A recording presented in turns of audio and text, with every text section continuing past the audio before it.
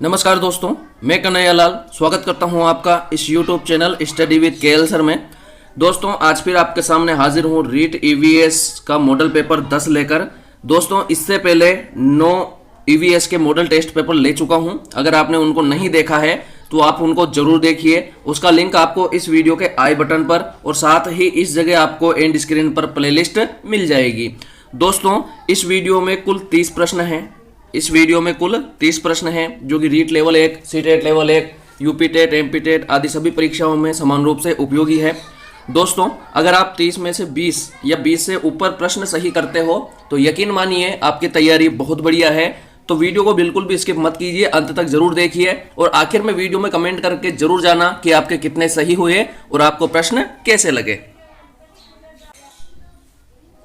चलिए दोस्तों वीडियो को शुरू करते हैं। अगर आप चैनल पर नए हैं तो बिल्कुल चैनल को सब्सक्राइब करके बेल आइकन प्रेस कर लीजिए ताकि आने वाली वीडियो की नोटिफिकेशन आपको मिल सके। और दोस्तों वीडियो को लाइक और शेयर ज़्यादा से ज़्यादा करना है। आपके लाइक से मुझे मोटिवेशन मिलता है कि मेरा कंटेंट आपको पसंद आ रहा है और शेयर करने से अन्य मित्रों को भी इस टेस्ट सीरीज का फायदा मिलेगा। दोस्तों अगर आपने इंस्टाग्राम पर फॉलो नहीं किया है तो बिल्कुल कर लीजिए, डिस्क्रिप्शन में इंस्टाग्राम का लिंक आपको मिल जाएगा। चलिए दोस्तों पहला प्रश्न है, पर्यावरण अध्ययन की पाठ्य पुस्तक में पहेलियों को शामिल करने का निम्नलिखित में से क्या उद्देश्य नहीं है? सृजनात्मक चिंतन की योग्यता और उत्सुकता का विकास करना, बच्चों में आलोचनात्मक चिंतन शक्ति को विकसित करना, बच्चों में तर्क शक्ति का विकास करना, बच्चों के मस्तिष्क को भ्रमित करना और उन्हें इस भ्रम का आनंद उठाने देना। तो बताइए इस प्रश्न का सही उत्तर क्या है? दोस्तों इस प्रश्न का सही उत्तर है विकल्प नंबर डी, बच्चों के मस्तिष्क को भ्रमित करना और उन्हें इस भ्रम का आनंद उठाने देना। यहाँ पर यह उद्देश्य नहीं है।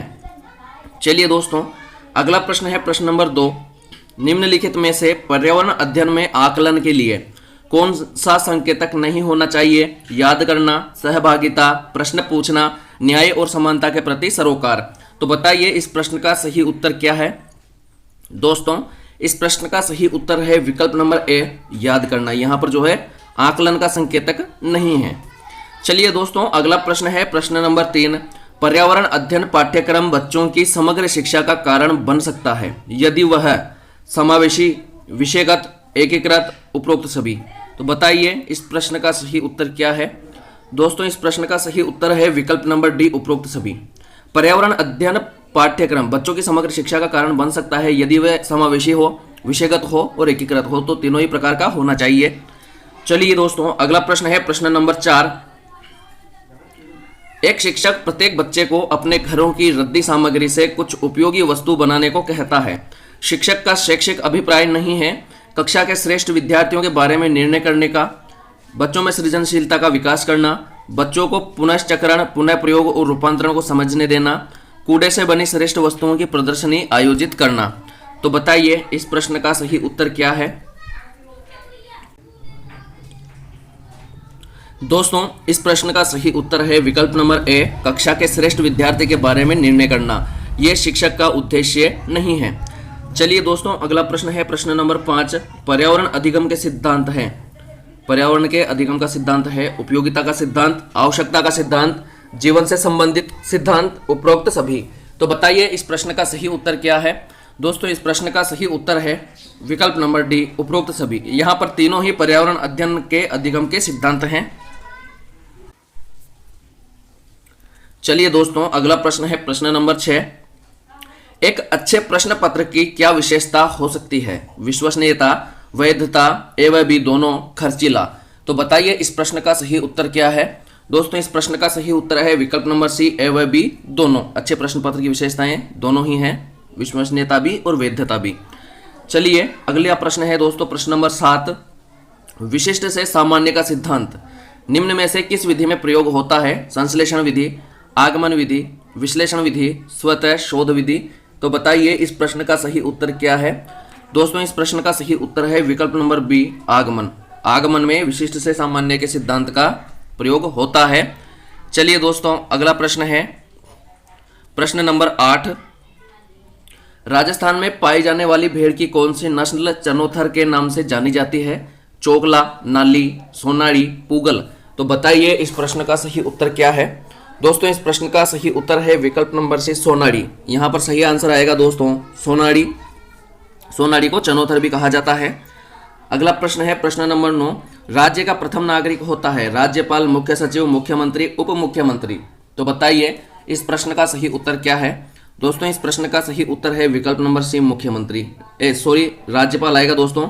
राज्य का प्रथम नागरिक राज्यपाल होता है और देश का प्रथम नागरिक राष्ट्रपति होता है। तो यहाँ पर विकल्प नंबर ए सही होगा, राज्यपाल। चलिए दोस्तों अगला प्रश्न है प्रश्न नंबर 10। भारतीय संविधान के अनुसार मुख्यमंत्री किया जाता है चयनित, मनोनीत, निर्वाचित, नियुक्त। तो बताइए इस प्रश्न का सही उत्तर क्या है। दोस्तों इस प्रश्न का सही उत्तर है विकल्प नंबर डी नियुक्त। मुख्यमंत्री को नियुक्त किया जाता है। चलिए दोस्तों अगला प्रश्न है प्रश्न नंबर 11।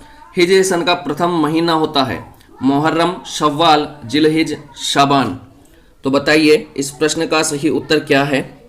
दोस्तों इस प्रश्न का सही उत्तर है विकल्प नंबर ए मुहर्रम। हिजरी सन का प्रथम महीना मुहर्रम होता है। अगला प्रश्न है दोस्तों प्रश्न नंबर 12। मोर ध्वज निहाल चंद्र का किस चित्रकला शैली से संबंधित है। मेवाड़ शैली, मारवाड़ शैली, कोटा शैली, किशनगढ़ शैली। तो बताइए इस प्रश्न का सही उत्तर क्या है। दोस्तों इस प्रश्न का सही उत्तर है विकल्प नंबर डी किशनगढ़ शैली। मोरध्वज निहाल चंद्र किशनगढ़ चित्रकला शैली से संबंधित है और इस शैली का प्रसिद्ध चित्र बनी ठनी है।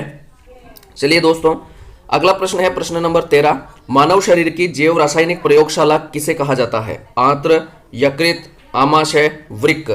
तो बताइए इस प्रश्न का सही उत्तर क्या है। दोस्तों इस प्रश्न का सही उत्तर है विकल्प नंबर बी यकृत। यकृत को मानव शरीर की जैव रासायनिक प्रयोगशाला कहा जाता है। अगला प्रश्न है दोस्तों प्रश्न नंबर 14। विश्व एड्स दिवस मनाया जाता है 1 जून, 1 अगस्त, 1 दिसंबर, 1 फरवरी। तो बताइए इस प्रश्न का सही उत्तर क्या है। दोस्तों इस प्रश्न का सही उत्तर है विकल्प नंबर सी 1 दिसंबर। 1 दिसंबर को विश्व एड्स दिवस के रूप में मनाया जाता है। चलिए दोस्तों अगला प्रश्न है प्रश्न नंबर 15। निम्नलिखित में से किस ग्रह को पृथ्वी की बहन कहा जाता है। मंगल, बुध, बृहस्पति, शुक्र। तो बताइए इस प्रश्न का सही उत्तर क्या है। दोस्तों इस प्रश्न का सही उत्तर है विकल्प नंबर डी शुक्र। शुक्र ग्रह को पृथ्वी की बहन कहा जाता है। चलिए दोस्तों अगला प्रश्न है प्रश्न नंबर 16। निम्न में से जीवाश्म ईंधन कौन सा है। बायोगैस, बायोडीजल, यूरेनियम, कोयला। तो बताइए इस प्रश्न का सही उत्तर क्या है। दोस्तों इस प्रश्न का सही उत्तर है विकल्प नंबर डी कोयला। कोयला जीवाश्म ईंधन है। अगला प्रश्न है दोस्तों प्रश्न नंबर 17। निम्न में से कौन सा आभूषण नाक का नहीं है। भोगली, बारी, ठुस्सी, बुलाका। तो बताइए इस प्रश्न का सही उत्तर क्या है। दोस्तों इस प्रश्न का सही उत्तर है विकल्प नंबर सी ठुस्सी। ठुस्सी जो है नाक का आभूषण नहीं है, इसे गले में पहना जाता है। अगला प्रश्न है दोस्तों प्रश्न नंबर 18। भारत में वर्तमान में कितने रामसर साइट स्थल हैं। 27, 37, 17, 42। तो बताइए इस प्रश्न का सही उत्तर क्या है। दोस्तों इस प्रश्न का सही उत्तर है विकल्प नंबर डी 42। वर्तमान में भारत में 42 रामसर साइट स्थल हैं। चलिए दोस्तों अगला प्रश्न है प्रश्न नंबर 19। जोहर मेला कब भरता है।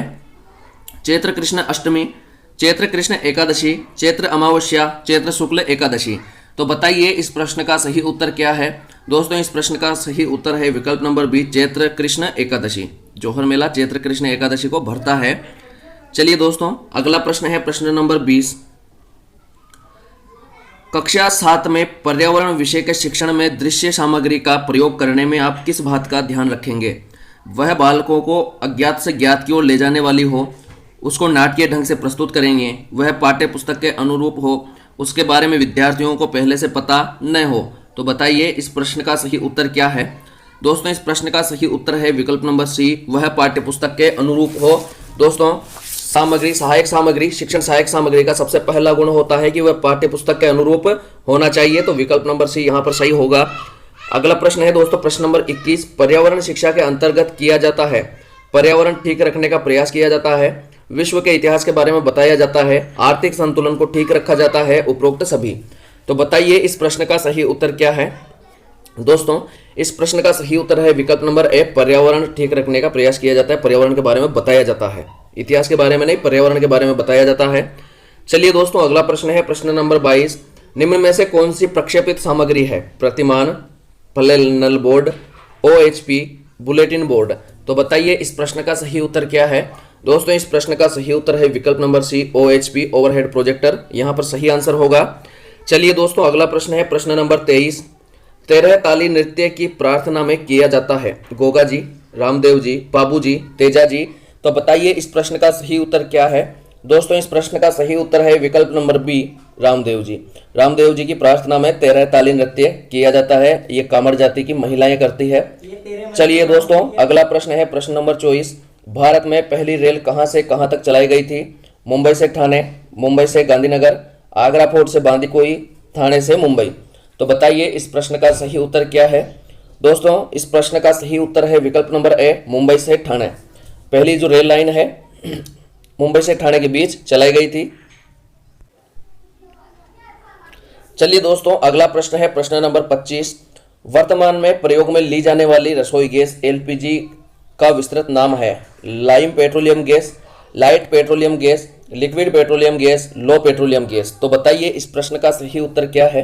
दोस्तों इस प्रश्न का सही उत्तर है विकल्प number C, liquid petroleum gas. LPG की फुल फॉर्म है लिक्विड पेट्रोलियम गैस और CNG की कंप्रेस्ड नेचुरल गैस, संपीड़ित प्राकृतिक गैस। चलिए दोस्तों अगला प्रश्न है प्रश्न नंबर 26। राजस्थान में सर्वाधिक आर्द्रता वाला जिला है जयपुर, गंगानगर, सिरोही, झालावाड़। तो बताइए इस प्रश्न का सही उत्तर क्या है। दोस्तों इस प्रश्न का सही उत्तर है विकल्प नंबर डी, झालावाड़। झालावाड़ जो है सर्वाधिक आर्द्रता वाला जिला है। चलिए दोस्तों अगला प्रश्न है प्रश्न नंबर 27। बढ़ार का भोज किस अवसर पर आयोजित किया जाता है। जन्म पर, विवाह पर, मृत्यु पर, तीर्थ यात्रा पर। तो बताइए इस प्रश्न का सही उत्तर क्या है। दोस्तों इस प्रश्न का सही उत्तर है विकल्प नंबर बी, विवाह पर। विवाह के अवसर पर बढ़ार का भोज दिया जाता है। चलिए दोस्तों अगला प्रश्न है प्रश्न नंबर 28। निम्न में से कौन सा दुर्ग दिल्ली के लाल किले की शैली में निर्मित है। कौन सा दुर्ग दिल्ली के लाल किले की शैली में निर्मित है। सिवाना दुर्ग बाड़मेर, बयाना दुर्ग भरतपुर, नाहरगढ़ बारां, तारागढ़ अजमेर। तो बताइए इस प्रश्न का सही उत्तर क्या है। दोस्तों इस प्रश्न का सही उत्तर है विकल्प नंबर सी, नाहरगढ़ बारां। यहाँ पर सही आंसर होगा विकल्प नंबर सी। चलिए अगला प्रश्न है प्रश्न नंबर 29। तंबाकू या तंबाकू जनित पदार्थों में पाया जाने वाला हानिकारक अम्ल है फॉर्मिक, एसिटिक, एस्कॉर्बिक, निकोटिन। तो बताइए इस प्रश्न का सही उत्तर क्या है। दोस्तों इस प्रश्न का सही उत्तर है विकल्प नंबर डी, निकोटिन। तंबाकू और तंबाकू जनित पदार्थों में निकोटिन पाया जाता है।